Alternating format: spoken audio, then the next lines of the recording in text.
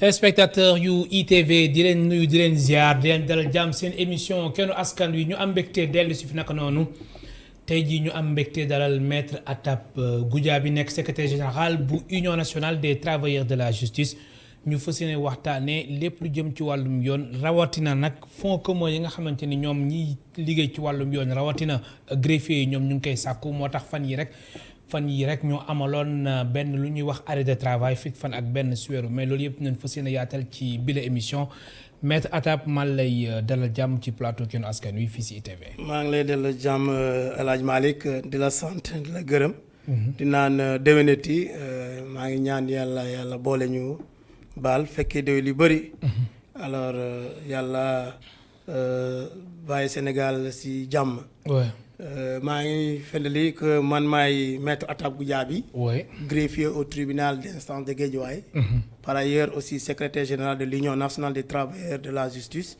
Un syndicat affilié à la CNTS FC. Que dirige notre camarade Cheikh Diop. maa ngi koy nuyu au passage mu mag camarade secrétaire général yëpp. alors gis nañ fan yi nii ngeen amaloon lu ñuy wax arrêt de travail ndax bis boobu sax. invité woon nañ la fi mais da nga amoon benn empêchement de dernière minute moo tax mu joowoon teew maître Atap Goudiaby alors fonds commun yi dafa mel ne dafa xaajale ñuy yëngu ci wàllum yoon moo tax ngeen ameloon arrêt de travail. alors est-ce que mën nga si dellu si waaw maa ngi jégalu si retard yi keroog bon ki nga xam ne c'est indépendant de ma volonté. comme ni nga ko waxee ñun ay syndicalistes lañu. mais syndicaliste bi nga xam ne d'abord dafay tënku ci liggéeyam d'abord. moom naa mën a par exemple citer dem ci yàlla Iba Ndiaye moom ñu daan naan toujours le syndicaliste c'est celui qui est le moins reprochable sur le plan professionnel. moom mënoon tënk ba à 2 heures moins laa jóg mais xam ne yàlla def na mun ma ñëw mais tey moom laa ñëw fa del nii. alors bu ma dellu si sa laaj bi dam ci kontaan trop. parce que fonds commun yi di gaa yi laaj nii du ab par exemple sarax la. suñu droit la. seen droit la. suñu droit la maanaam dañ koy yelloo te dañ leen ko war a jox. dañ koy yelloo te dañ ko war a jox. parce que fonds commun yi finalement dem na ba dugg ci ligne salariale par exemple travailleurs de la justice yi. moom mooy yokk leur capacité par exemple d'endettement donc ci seen revenu la bokk. loolu moo tax tey fu mu nee nii. su ma nee El Hadj Malick am na ay travailleurs de la justice ñi nga xam ne depuis fin avril ba tey jotuñu salaire doo ko gëm. fin avril ba tey mais lu tax. jotuñu salaire. mais salaire bi dafa wuute. alors fonds commun n'est-ce pas la moo tax jotuñu seen salaire. xam nga salaire yi dafa néew. ñu am pare dañu néew. les gens ne sont pas bien payés. alors donc qu'est-ce qui s'est passé. pour au moins nga mën a am fii sénégalais koo gis. au moins il a des engagements bancaires. mais léegi ñun comme salaire yi dañu néew pour ñu mën a am une capacité d'endettement dans les banques les gens ont réuni les 2 revenus dans les banques pour pouvoir avoir quand même un pouvoir d'achat élevé qui te permet d'avoir un prêt conséquent qui te permet d'avoir des réalisations. mais bu amee prêt foofu salaire yi alors FC yi nga xam ne dafa war a ñëw par trimestre. fin mars la war a ñëw ba tey ñu ngi koy xaar. yéen a ngi koy xaar ñu ngi koy xaar donc banque bi nga xam ne yow ti li doit de l'argent bu fin du mois bi ñëwee échéance ñëwee gisul FC buy ñëw pour mu mun a jël. day jël sa salaire mais sa salaire lay jël directement. non mais lu ñëw kay lu dugg ci compte bi moom mooy. banque yi moom amul ci caaxaan moom. da koy jël. ils font pas dans la mais alors lu ma jaaxal ci seen yëglu bi ak tamit seen arrêt de travail bi nga doon amal mooy SYTJUST di syndicat des travailleurs de la justice na xam ni suñu waxante dëgg te yàlla tax rek ku wax SYTJUST wala ku wax syndicat bu nekk ci wàllum yoon sa xel day dem ci SYTJUST. ginnaaw yéen ba ngeen bere seen daara bopp. mais ñoom bokkuñ ci affaire bi te quand même. SYTJUST am na lu muy représenté ci wàllum yoon. ñoom bokkuñ ci. wala dafa am ñu jot am ñu jotagul. non fu mu nee nii tey. oui. l'espoir des travailleurs de la justice c'est l'UNTJ. ah bon. ah bien sûr maa ko wax fii ci kanam caméra yi. yaa ko wax fii. maa ko wax fii ci kanam xam nga ñëwoon naa fii. ma ne la ñii li ñuy xeex nii ak ñun sur le fond réeréwuñu mais la forme moom la ñuy bañ. ñun bokkuñu. mais SYTJUST quand même wax la grève woon na fi presque lu mat. presque 2 mois ñu terroriser les Sénégalais 2 mois et quelques. ñu terroriser les Sénégalais mais lu tax ñoom fonds commun yi kenn déggu leen si. loolu moo tax may ñëw di. explication maanaam ñoom dañ jot. non jotuñu ñëpp a jot ñëpp a ñàkk jot kenn jotul. mais wala ñoom léegi dañu neexoo ak léegi ak ministère de la justice comme muuru ak soow la wala. dama la ne ñun. oui. seen forme de lutte lañu doon ñaawlu. mais au fond su fekkee ne ñoom lu leen yittee mooy l'amélioration des conditions de travail de la justice ñun ànd nañ ci mais ñoom seen xeex toujours et l'histoire nous a donné raison lu ñuy soxla en réalité c'est pas l'amélioration des conditions des travailleurs mais seen intérêt crypto personnel. xoolal négociation yi fu ñu aboutir. tey fu mu nee nii tey jusqu'au 5e mois on tend vers le 6e mois donc 2 trimestres. benn travail de la justice jotul te yoram. mais léegi yow ñoom seen négociation bu mu paree. oui xam nga lu la mu génne seen engagement yi. alors certains dirigeants dinañ si ñëwaat encore. ils sont nommés chefs de greffe. yu nekk fan yu nekk Surjus. ñu nekk Surjus on les a nommés chefs de greffe. moo tax ñoom coowatuñu. keneen ki nga xam ne léegi moom alors menacé woon nañu ko fii de radiation mais ñun ñi malgré que dañu réeroo ci ay procédures mais dañu ñaawlu la menace d'un camarade syndical qui exerce son droit légitime de grève ñu menacé ko ci mais au fond ñun d'accord ñu parce que xam nañ ne comme ni ma la waxoon Iba Diagne li mu wax un syndicaliste il faut d'abord être professionnellement irréprochable mais léegi kooku dañ ko yóbbu ci tribunal ba nga xam ne qui envoie une juridiction en voie d'exécution autant pour moi d'extinction fan mooy la CREI foofu la nekk léegi xam nga léegi bu nekkoon tribunal bu Fatick bu booba dañu ne alors il fait abandon de travail. kon yow da nga bëgg wax ni maanaam waa Surjus yu doon yëngal xeex. léegi weer yee ñu jot nañ maanaam ñoom dañu defar seen affaire. seen satisfaction mooy la ñoom ñu toog ni teg. mooy ñeneen ñi dem nañ on les a nommés comme ça chef de greffe. ñu dem keneen ki le lieutenant ou bien le général ñu yóbbu ko dans une juridiction quasi inexistante la CREI qui est là kenn musoo dégg CREI lu ñu muy yëngatu. foofu lañ ko yóbbu. léegi moom lan lay revendiquer encore loolu moo tax ils ont pondu un texte bi nga xam ne dañu ne. ñoom alors ils se démarquent. de cette agitation. agitation boobu c'est un droit légitime. mais quand même man attaque Goudiaby xam nga lu ma jaaxal. mooy seen coow yi ngeen di coow dafa mel na dafa des am doole. est-ce que du lu Surjus lu mu si bokkul moo tax. non ñun xam nga tam la ne arrêt de travail la. l'arrêt de travail n'est pas égal par exemple à une grève totale. Moi, nous, toujours, on est des professionnels. Avant tout, d'abord, c'est l'intérêt d'abord des justiciables qui compte. Quand il y a un pour durcir le ton. Si jamais ils continuent comme ça, vraiment, à ne pas nous torturer. Parce que les gens, même pour venir travailler, ils n'ont pas de quoi venir. Mais attaque Goudiaby ba Surjus nekkee grève yéen ministre de la justice daf leen recevoir. ba ñu bëri doon wax sax yéen da ngeen neexoo ak ministre de la justice mais lu tax carte gi dëpp. carte gi jamono ji dafa dëpp. xam nga bi ma ñëwee fii nee naa la. ñun du ay question par exemple nous sommes des syndicats jaunes. te ñu newoon xam nga dama la ne tombé moo waroon ay gaaf. on avait notre agenda. qui avait coïncidé avec leur grève.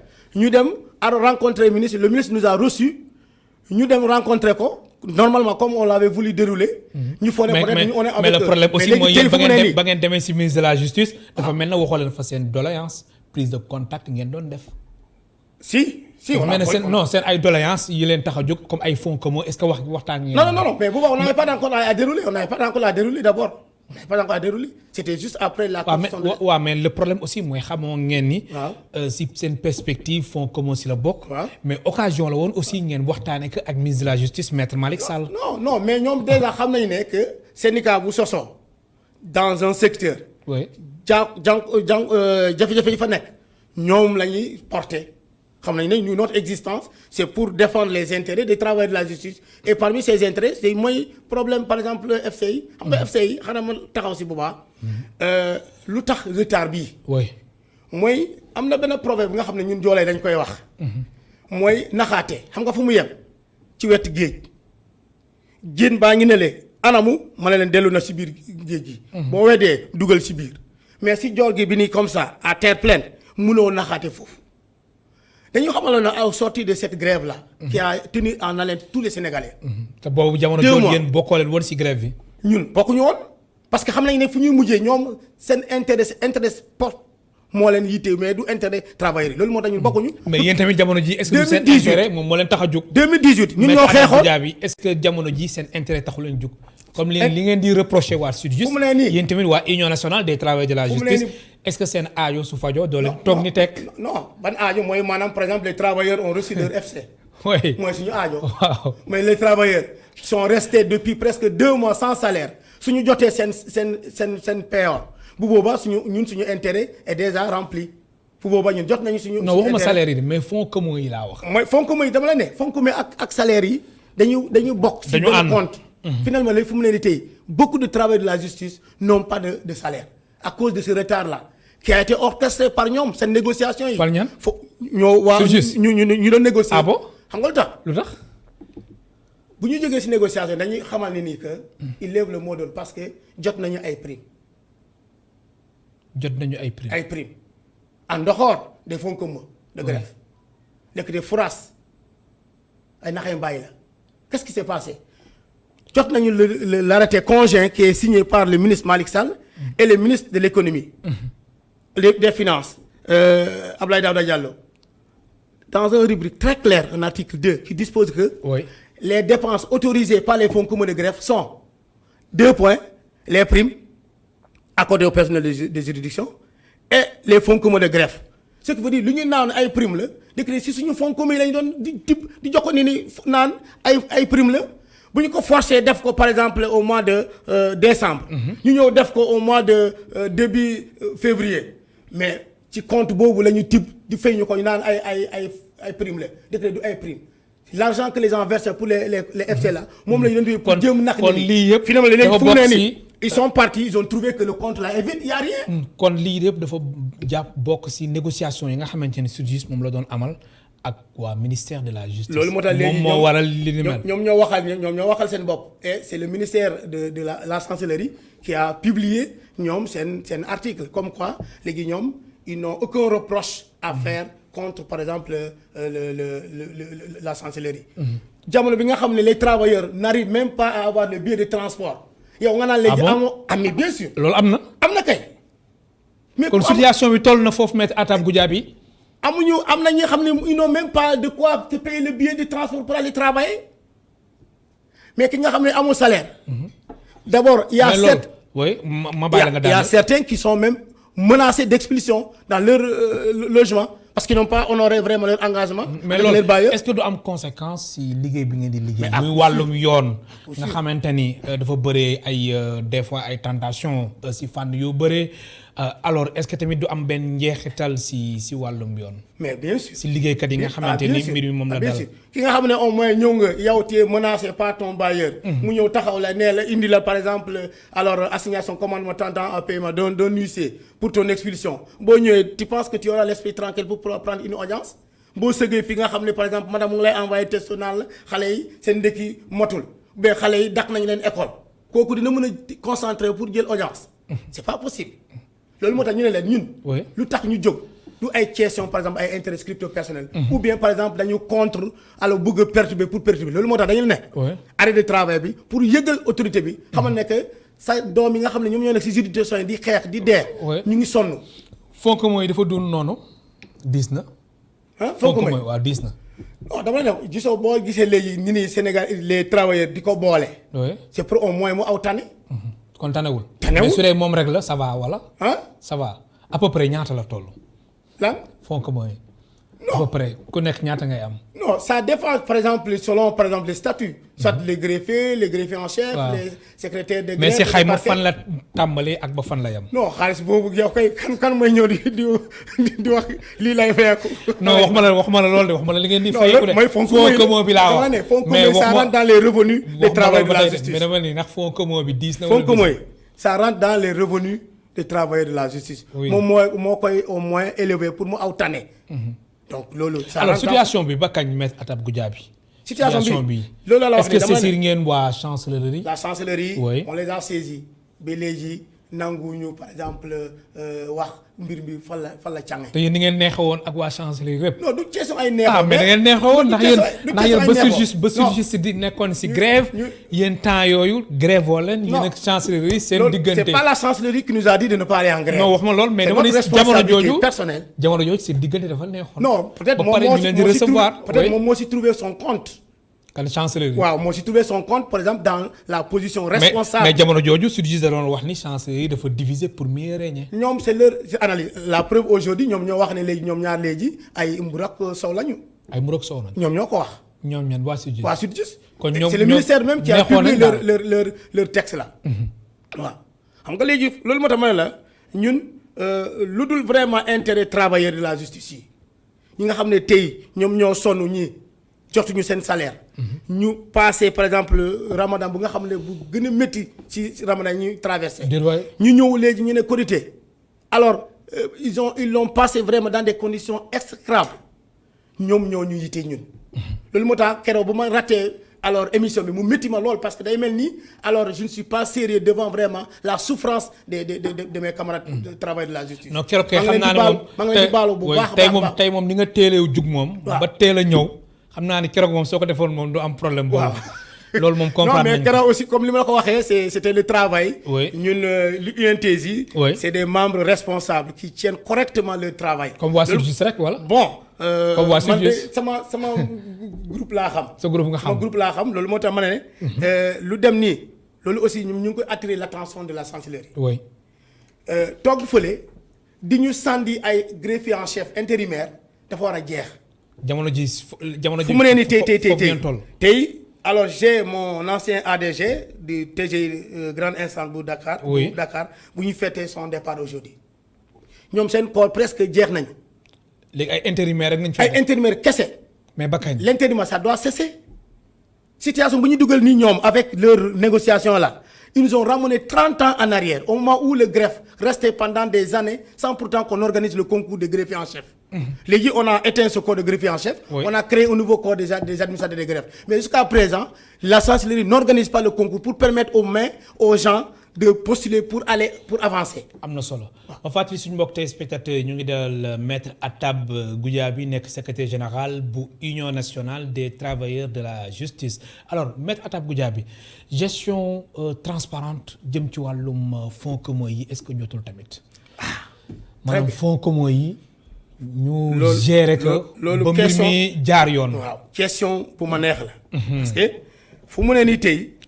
ñoom lu ñuy servir comme argument. oui mooy maanaam alors waa impôt lu ñu déclarer comme étant l'argent que le greffe dispose là-bas moo néew léegi ñu ne ñoom ils veulent encore une rencontre pour essayer de voir les comptabilités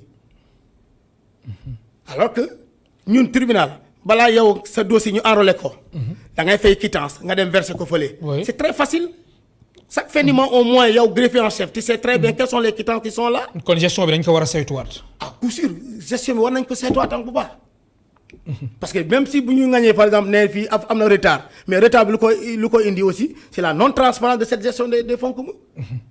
lu ñuy distribuer gars yi kon fonds communs yi transparence bi dafa des. c'est pas transparent. ah bon loolu man maa ko assumer fii devant la télé. ma wax ko ñuy gérer fonds communs yi c'est pas transparent. ci wàllum justice. si ñu buggee sax ñu envoyé ay auditeurs ñu auditer leen.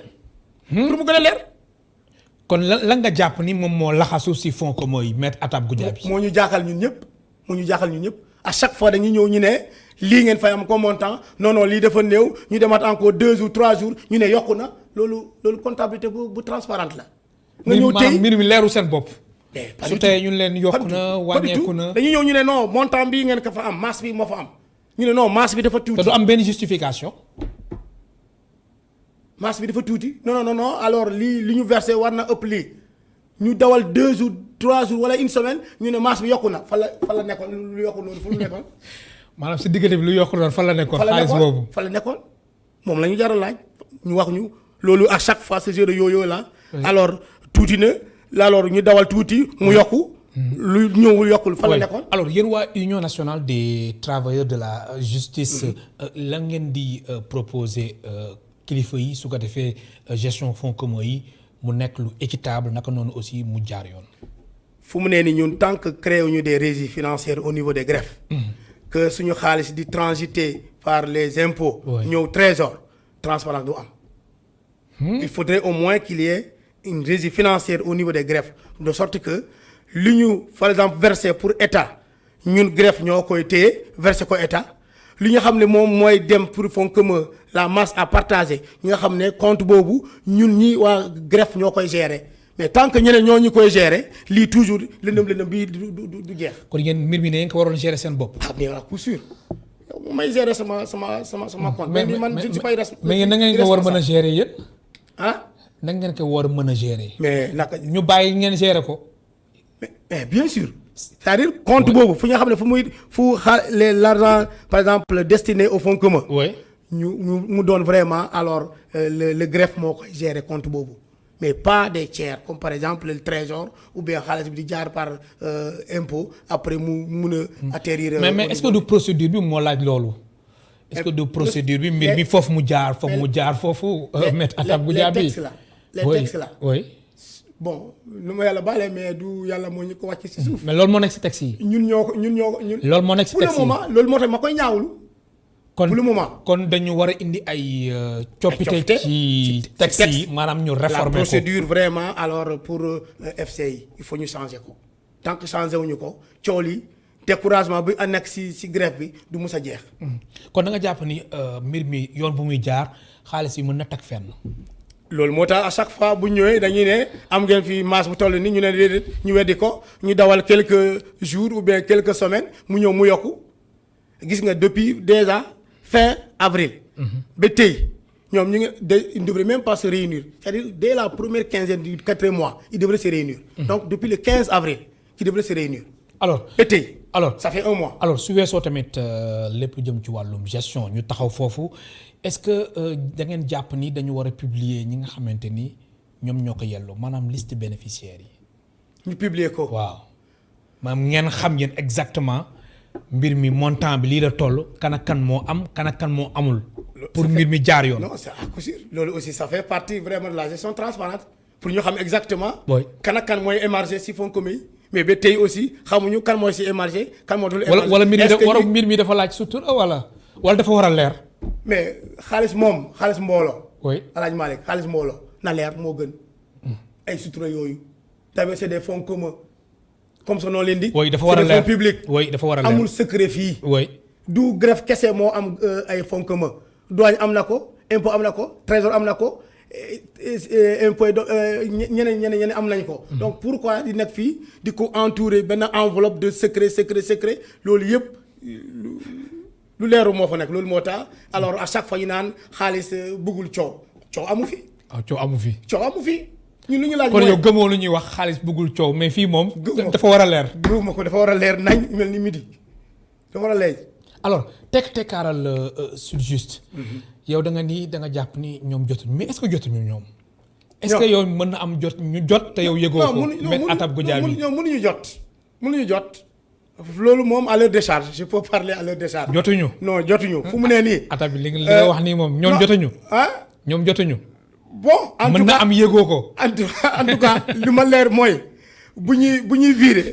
bu ñuy virer fële fu ma jógee nii Pikine Guédiawaye. je n'ose pas avoir la prétention de dire que je suis majoritaire là-bas. il y a des militants ñi nga xam ne les militants du Sud-Just qui sont là-bas mais qui souffrent comme nous sinon ça plus. ñi nga xam ne ñoom ñeneen aussi amuñu même pas salaire. leur militant la. du ma taxaw naan dama leen di ñëw dinay ñaawal ma ne leen yéen a tax seen situation bi. dama ne man bu may xeex je travaille sans coloration je me bats pour l'amélioration des travailleurs de la justice. alors sans coloration. alors fonds commun bi xam nga ñaata la toll. fonds commun bu ñuy génnee. somme bu ñuy génne. bu jox leen xam nga ñaata la toll wax ma pour par kenn de. non somme globale bi masse bi moom la wax nii. xam ba léegi leerul seen bopp. non ba léegi leerul suñu bopp te ñu ñëw ñu ne li fa nekk daal. bu ñu ko waree séddale alors xaw ma yebul xaw ma galandi ko ngeen di wax. waaw mooy maanaam dafa néew. donc mënuñu séddale ñu ne dañuy xaar pour def ay recoupement. alors que les chefs de greffe la fassent remonter leurs états pour essayer de faire vraiment une comptabilité générale voir est-ce que waa impôt lu ñu déclaré dëgg la ou bien lu waa fële compte bi trésor fu mu nekk du ñu wax ne dëgg la ou bien du dëgg. mais loolu yëpp dama ne. suñ ko bëggoon mu jeex chaque fin du mois ñu def état boobu. jarul xaar trimestre bi. kon texte bi dafa yàgg moo tax yow da ngay sàkku su weesoo sax réforme bi maanaam réglementation bi ñu saytu ko. waaw ñu saytu ko parce que déjà même ñoom lu ñu wax ni ñun am nañu ay primes. oui le décret de 2007. qui a énuméré les recettes qui alimentent le compte. Ce décret-là n'a pas été modifié. Et pourtant il y a un nouveau décret que ñoom ils ont signé après leur grève là pour parler de primes. Lesquelles primes seront prises en compte par les fonds communs. Alors qu'au départ, le décret qui était à la base et qui alimentait ces fonds communs là n'a pas été modifié. Ça c'est du droit. balaa ñu modifier fële yokk nañu fay ay dépenses mais yokkuñu fële ay recettes donc c'est déséquilibré loolu moo tax ma ñu ne leen seen décret seen arrêté conseil boobu ay naxaate la. dañu doon naxaate ci kanam géej gi devant la mer. léegi ñu ñëw affaire bi feeñ na. parce que li ñu doon coppati fële di ñu ko jox comme étant prime léegi ñëw nañu tolloo pour joxe fonds communs yi amuñu ko. loolu moo war a retard bi. loolu moo tax il faut ñu leeral ni nii kon donc seen négociation yooyu. lan lañu doon négocier. intérêt travailleurs yi ou bien seen intérêt bopp. kon négociation bi leeru sa bopp ba léegi. non mais négociation leer na nag pourtant yow sur juste nga nekkoon maître Atab Goudiaby ginnaaw ba nga béré sa. très bien sa daara ak ay boobu laa la waxoon fii boobu gisoo woon sa bopp si biir syndicat des travailleurs de la justice. très bien xam nga boobu laa la waxoon fii bu ma ñëwee fii. que 2018 ñun ñoo mënoon la lutte farouche. xooluñu noonu sax kan moo nekkoon fële dama ne. booba sama professeur ki may encadré moo fa nekkoon comme ministre de la justice. mooy Ismaïla Madior. mais ñun xooluñu ay professeurs yooyu. dañu doon xeex pour intérêt travailleurs yëpp mais bu ñu demee ba nga xam ne léegi ñoom dañu doon singale nit ki di ko xeex bàyyi fa la intérêt travailleurs yi. dañu doon singale ministre de la justice. mais moom la ñu defoon même ñii ni kii nii. mais ñoom weddi woon dañ ko mais weddi woon nañ ko ni ñoom ministre bi taxu leen jug. mais dañu doon défendre intérêt travailleurs yi. dama ne maître Malick Sall mii. bu mu ñëwee au départ. li ñu ko doon xeexee ce n'était pas vraiment pour intérêt travailleurs yi. mais pour des entrées franches au niveau du ministère de la chancellerie bu mu ñëwee il avait coupé court loolu man dama koy devant la caméra. ah oui. parce que dafa maître Malick Sall dafa ñëw au départ. il était inaccessible waa ji mënu ko woon jot. mu xamal ko ne dinaa la xam ne alors man. am naa mbir mi am na changement. changement bu maître Malick Sall. ni moo leen gêné woon il a utilisé ce groupe là ce combat là léegi à la preuve nee na ñoom dañu neexoo léegi. te travailleurs yi ñu ngi nii di jooy jot ñu seen FC est-ce que loolu mooy satisfaction. mu ne moom léegi il n'a aucun reproche à faire ñun neew ñu ko mu reprocher gouvernement ou bien mu reprocher par exemple chancellerie. ñun suñu xaalis la ñu soxla point barre ñu continuer suñu liggéey ñun ci liggéey la ñu nekk. mais teewul xaalis bi jotagoo lañ ko yéen a ngi def seen liggéey. mais amul benn entrave bu mbir mi am ci fonctionnement wu justice wala. mais moom laa la wax jamono ji comme par exemple suñu xëccee suñu jëlee tribunal bi nga nekk muy Pikine Guédiawaye. foofu amul benn entrave bu fonds que mooy def ci fonctionnement. mais motivation travailleurs yi. dafa am ay travailleurs yu démotivés. non mais complètement complètement. alañu ki nga xam ne moom da nga xëy fu ngay tëddee. sax mais ay patriotes ngeen mettre Atab Goudiaby. mais le travail d'abord il y a une contrepartie. oui mais ay patriotes ngeen n'est-ce pas. loolu ñoom fu comme ça li nga doon wax l'État du Sénégal ne doit pas accepter aujourd'hui au XXIe siècle. ñu toll fu nga xam ne alors ñoom ay travailleurs liggéey bi à la fin du mois ñu ñëw bañ leen fay. l'OIT devrait vraiment alors mettre du doigt sur cette gestion là. te loolu jamono ji dafa feeñ ci liggéey bi. à coup sûr. dañu dem ñàkk pexe ñoom comme ça juste parce que pour ne pas rester alors peut-être devant les enfants qui pleurent nga tromper leen. situation bi àgg na ba foofu. bien sûr c'est difficile ce que les gens traversent dans les juridictions surtout kese moo fi nekk. léegi jamono ji lan ngeen fas yéene def ginnaaw ba ngeen amalee arrêt de travail yéen a ngi déglu ministère de la justice pour seen fonds que mooy ñu fay leen ko. ba léegi France daal di xiddem. lan ngeen di xaar exactement. yaakaar naa ne émission bi ñoom dinañ ko déglu ñu xam ne su fekkee ne dañu doon alors tànkamalo mais dégg nañu ne léegi tey que les travailleurs de la justice sont très fatigués que mënuñu yaakaar naa ne duñu xaar ba finalement ñun fu ñu demee naan ay cessation totale de travail parce que loolu aussi ma ci profitant di waxaale aussi. am na ñeneen ñu foone parce que nous n'avons pas encore obtenu notre récépissé ma ci profitant aussi di wax loolu. oui. récépissé bi peut-être il pense mais récépissé bi jotagoo leen nga ba léegi. mais xam nga Sénégal fu ñu ne mais est-ce que xam nga loolu bokk na si lu tax yéen Sud Just. ñoom jàpp nañ ni yéen vraiment seen syndicat bi moom. existé wul ñàkk xam seen union nationale des travailleurs de la justice existé wul ndax amagoo leen récépissé. loolu ku ko wax c'est parce que ñàkk xam le régime qui par exemple régit le Sénégal. mais Sud Just ñoom loolu la ñu gis. loolu la ñuy wax ça c'est ce que ils disent peut-être seen vision bu gàtt la. mais Sénégal bi on est dans le régime déclaratif. Le Sénégal est un état de droit. nga ci gaalama loolu. alors du ma ngañ benn état. mais Sénégal mii fii moom fi ma nekk nii bi ma bokk. c'est un état au moins démocratique. un état de droit qui respecte ses engagements. et les règles qu'elle a édictées moom. si article 12 de la constitution moo jox la liberté de créer des associations. Mais quand même, la convention 87 de l'OIT, idem. Donc ñun on a rempli toutes les exigences. Oui, mais même soo leen remplir toutes les exigences Maître Atab Goudiaby mais soo leen jotoon seen récépissé da leen di jox beneen gëdd. loolu tu es d'accord avec moi. xam nga récépissé bi ñun fa lañ ko soxlee. peut-être ñun bu ñu def ay partenariat avec cette ñëw par exemple ITV ñu ñëw di ay partenariat. quel est par exemple mon prénom man la nii loolu kese la mais pour l'exercice de mon droit réclamer par exemple l'amélioration de mes conditions de travail loolu c'est réglé par l'OIT que le Sénégal a ratifié librement. sans pression jamono ji yéen mën ngeen sax dem grève. mais pourquoi pas qu'est-ce qui va l'empêcher. fond que mooy soo leen ko jotul mën ngeen dem grève. l'exercice de ce droit-là n'est pas assujetti à une autorisation. Le récépissé, on ne doit pas attendre qu'on nous autorise. On n'est pas dans le régime de l'autorisation. C'est le régime déclaratif. On a déclaré, on a rempli tout. Oui. On nous aurait dit que le ministre de l'Intérieur m'a connu de passage. Accord di profiter di ko jaali sama benn xarit commissaire central bi nekkoon Tambacounda Ousmane Diédhiou te mu gaañu. ma koy ñaanal yàlla xaare ko aljana. amiin amiin di ko jaale moom aussi le ministre de l'Intérieur. On nous aurait dit. j'emploie le conditionnel. que bu mu ñëwee ba léegi dafa ne alors organisation yi professionnelles yi civils et professionnels yi nañu ko xaaragum quoi pour qu'il voit mieux mais procureur bi ma xam ne léeg-léeg man bu ma yëgee audience. moom mooy ñëw pertinent avec par exemple des PV des procès-verbaux de des fois 150 pages il voit la quintessence des infractions en 5 minutes. Je ne vois pas en quoi vraiment il n'a pas encore vu l'essence de délivrer les récépissés. Ban procureur ngay wax. Non, le ministre de l'Intérieur. Le ministre de l'Intérieur ngay wax. waaw mooy Maître Antoine Diome. oui c'est un procureur. oui. il a pris des réquisitions devant moi. nekkoon na sax agent judiciaire de l'État tant au procès Khalifa Sall. daawoon na ñëw tribunal. je prenais ces audiences là. et il était là-bas très pertinent. Donc je ne peux pas comprendre aujourd'hui qu'il est là ça fait plus de 3 mois. Intelligent qu'il est jusqu'à présent les organisations civiles et professionnelles n'arrivent pas à entrer dans leurs droits. mais est-ce que du liggéey bi moo bëri si moom wala.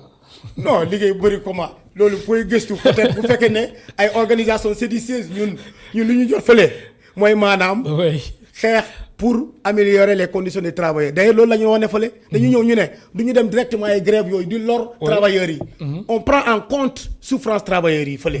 xam nga keroog bu ma la nee dama la tardé xam nga lan moo ma tardé. xale yi nga xam ne avec cet appel là pour le recrutement massif. ñoom ñoo ñëw en masse pour légalisation cette nationalité.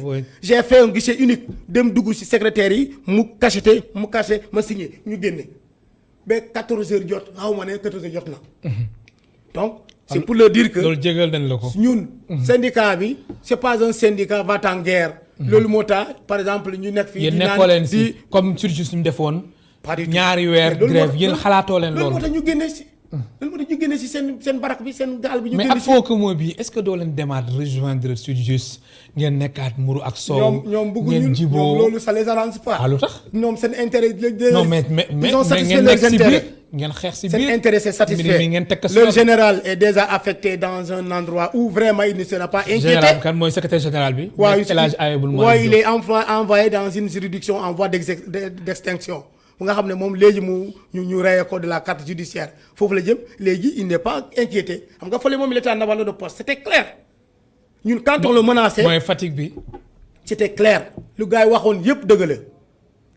dafa waroon rejoindre poste mais à coup sûr. mais jamono ji fi mu nekk mais moom ñun ça va boo gisee ñu critiquer vraiment la forme de la menace.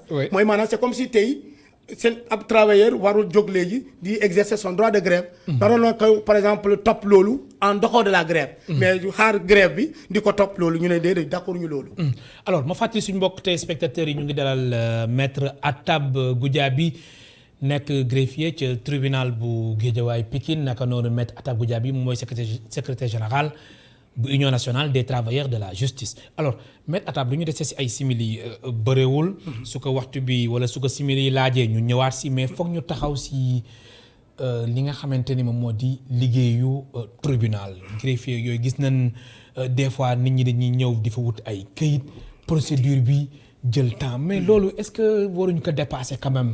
nit ki war a mën ñëw lijjanti këyit muy casier judiciaire wala leneen muy mbir mi gaaw certificat de nationalité wala leneen mbir mi gaaw lu tax mbir mi di yéex ba tey.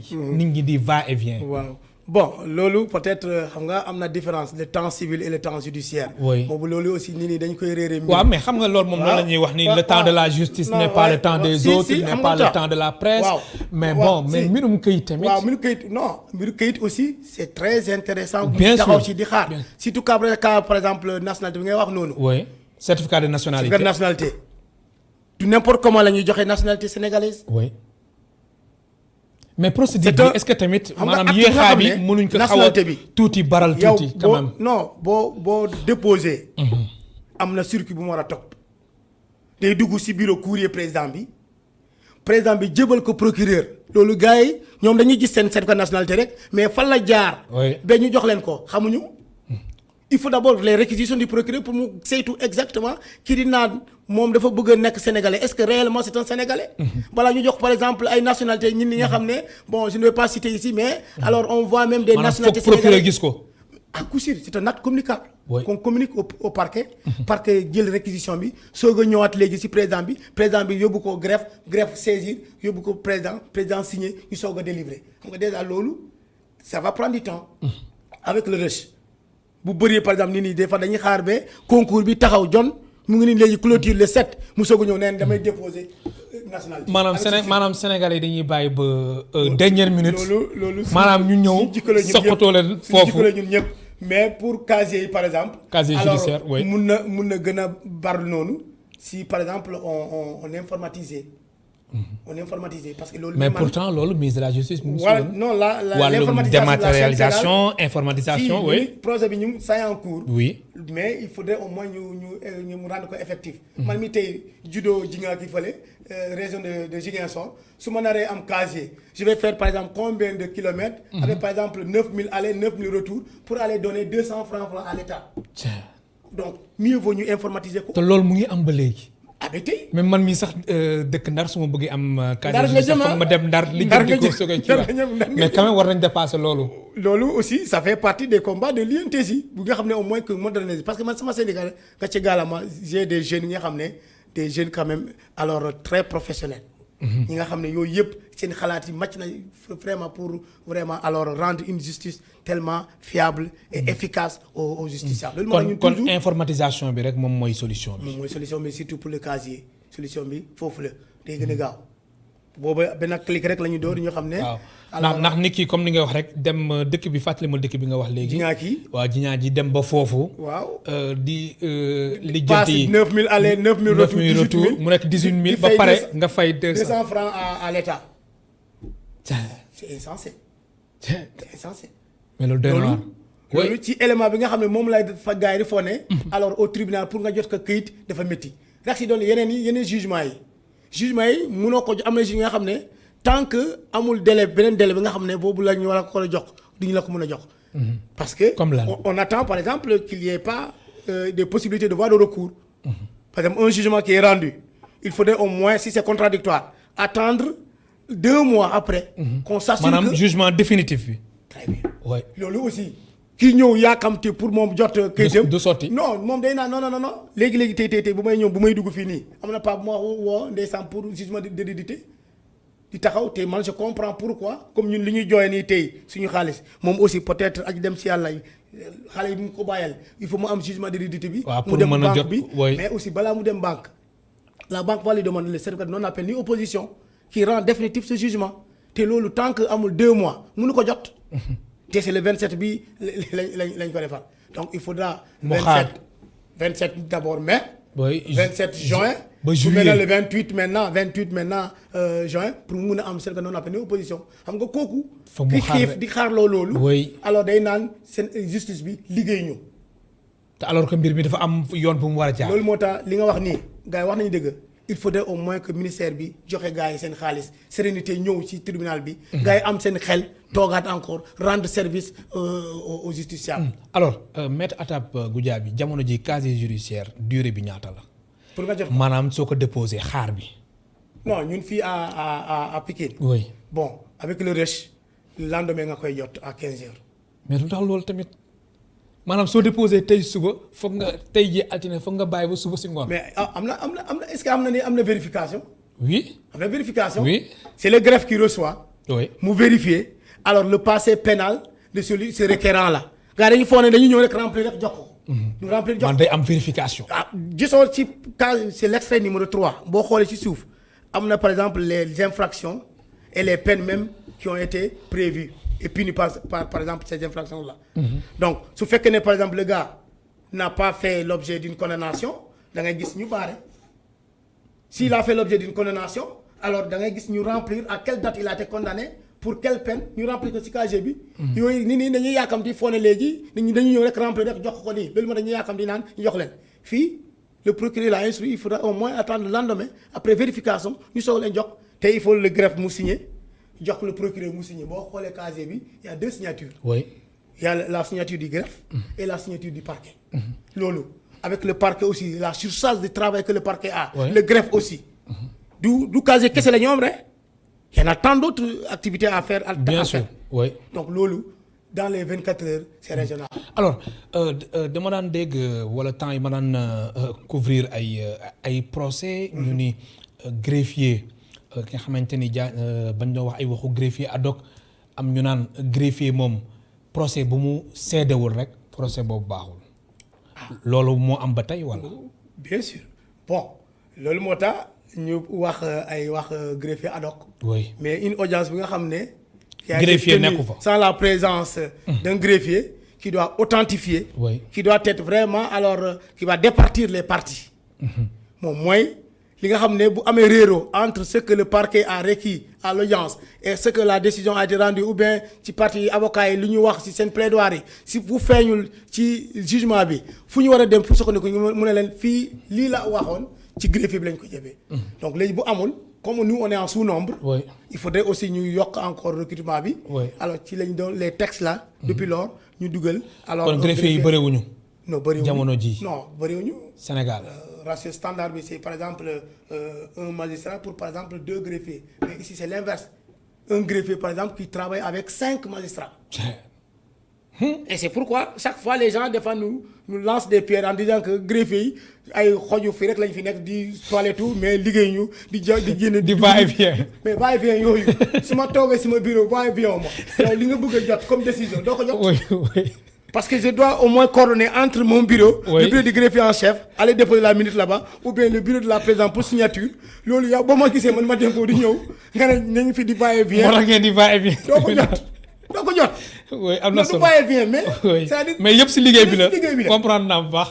alors simili yi jeex na ñu jeexalee rek en 1 minute si xaar bu Sénégal di xaar doyen des juges bi war a remplacer. Feu Samba Sall boobu ba léegi ñu ngi xaar yow nga nekk acteur ci wàllum yoon nan nga gisee situation bi. waaw kooku aussi foofu alaaj Malick nga mbaal ma aussi ma jaale ko mbokkam mi. di ko jaale sama mbokk aussi. sama mbokk aussi. oui parce que sama xarit laa woon. doyen Samba des Sall juges bu ñu nekkee boobu man j'étais au bureau 58 moom au 2e cabinet à l'époque. oui ñoo doon fajarandoo dugg foofu. ku gëm service am la. oui fajar des fois ay 6h45 maak mu ñu dugg foofu. 6h45. 6h45. man dama fay bàyyi dem parce que dama dëkk Bambilor bàyyi ko foofu mu nekk foofu. donc maa ngi koy jaalee di ko jaalee ñi circulé alors bon service moom noonu la. oui malheureusement man mii tey greffe bu nga xam ne foofu léeg-léeg damay ne non mënuma dem parce que liggéey bi la su ma daanooy tey alors du tax liggéey bi taxaw. dina amaat encore kii ñëw. toogaat encore foofu. léegi ban profil ngay xaar ki war a remplacer doyen des juges Samba Sall. non profil moom fii moom tous les magistrats se valent. poste boobu ñoom ñëpp alors ku nekk mën na ko assurer. mais quand même foofu ay dossiers chauds lañ fa doon gérer juge du premier cabinet. bon dossier chaud mais tous les dossiers c'est valable au tribunal foofu. waaw mais quand même mën nañu wax ni quand même doyen des juges Samba Sall dossiers yu mu yoroon ay dossiers yu tàng jër la bu si mujj rek mooy mbirum Ousmane Sonko Adji Sarr. non dossiers yi ñi ni ñoo koy tàngaloo mais. ñun mais quand même dossier mais quand même dossier bu tàng dafa am ñun suñu liggéey la. oui dossier ñeneen ñoo koy gis mu tàng mais ñun moom suñu liggéey moom dañ koy def comme ni ñu ko doon defee tous les jours rek tous les dossiers alors c'est val amul dossier bu tàng. amul dossier bu mais xaar bi est-ce que yàggul est-ce que jotul conseil supérieur de la magistrature. très bien réunir ñu xool comment remplacer doyen des juges Samba Sall. poste boobu on le pourvoit pas comme par exemple un poste d'un simple fonctionnaire. Alors il faudrait au moins le conseil supérieur ils ont un statut particulier. Oui. C'est le conseil supérieur qui doit se réunir. Effectivement. Alors donc ñoom aussi ils ont leur agenda nañ leen bàyyi ñoom ñu doxal seen agenda. ba ñu pourvoir poste bi te dans tous les cas ki nga xam ne moom ku mën liggéeyam moo fay dem. incha allah maa lay gërëm baax di la sant maître Atab Goudiaby. maa ngi lay fay El Hadj Malick di kontaan ci invitation bi ni nga ma ñu waxee occasion ma ñëw au moins jotali coono travail de la justice yi. ñoom vraiment fu mu ne nii tey dinañ xam ne au moins su fekkee ne ils ont le désespoir de l'autre côté UNTJ moom mu ngi fii du pour aller vraiment ay va-t-en-guerre mais au moins on va défendre et avec des armes juridiques pour pouvoir vraiment rentrer dans nos droits. di la gërëm baax di la sant mu nekkoon maître Atab Goudiaby secrétaire général bu Union nationale des travailleurs de la justice mbokk téléspectateurs yéen tamit amul seen fay ñu leen di gërëm baax di leen sant Ndiaga Seck moo nekkoon ci réalisation bi Iba Mar moo nekkoon ci son bi Moussa Diagne nekkoon ci caméra bi mbokk téléspectateurs yi amul seen fay ba suba incha allah ñeenti waxtu.